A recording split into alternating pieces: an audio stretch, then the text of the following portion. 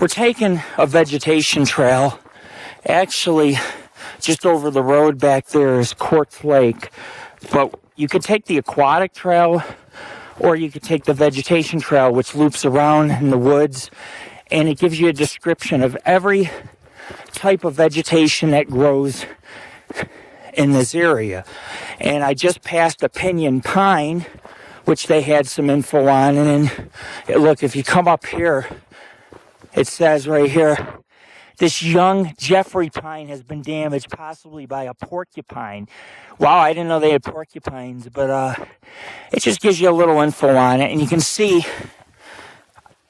it's parts of it have no pine needles, the lower parts, and they said a porcupine did that.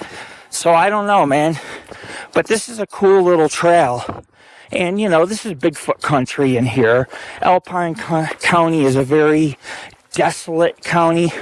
It's only like 96% wilderness, and 4% of it is people who live in Markleyville and then live around these lakes.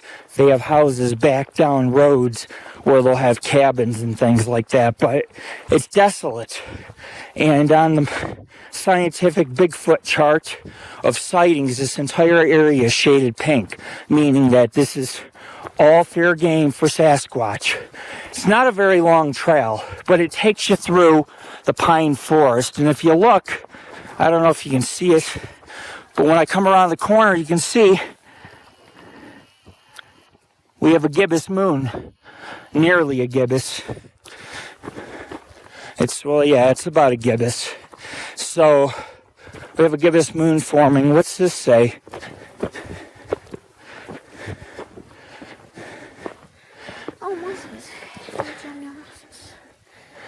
This area displays the primitive beginnings of the plant life called lichens and mosses.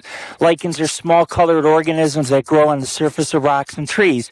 Most lichens consist of a fungus body combined with colonies of microscopic one-celled algae. This combination affords mutual benefit. Lichens produce strong acids that decompose rocks and aid in soil formation. Mosses are primitive green plants that grow in moist areas. Germination occurs in wet weather under melting snow. Mosses die out during the dry conditions and appear again when moisture is abundant, meaning spring. So we're not going to see many mosses or anything, but that's just some facts on when you guys see me hiking and taking photos and you see orange and green, they're lichens on the rocks and there's mosses on the trees. So you guys know what we're talking about. This one says, the brush community at midpoint of the scale of vegetational development. And it says, brush requires more nutrients than do mosses and lichens, and occupies well-developed soils. Brushes have the ability to survive annual fluctuations of moisture because of an extensive root system. Look at all that brush. I mean, and that's why I get scratched up, because we leave the trail and we go through all the brush. I can't sit here and read every one because it's going to get dark, but I do have a flashlight just in case. This is bitter brush, so I'll just read the names as we go past.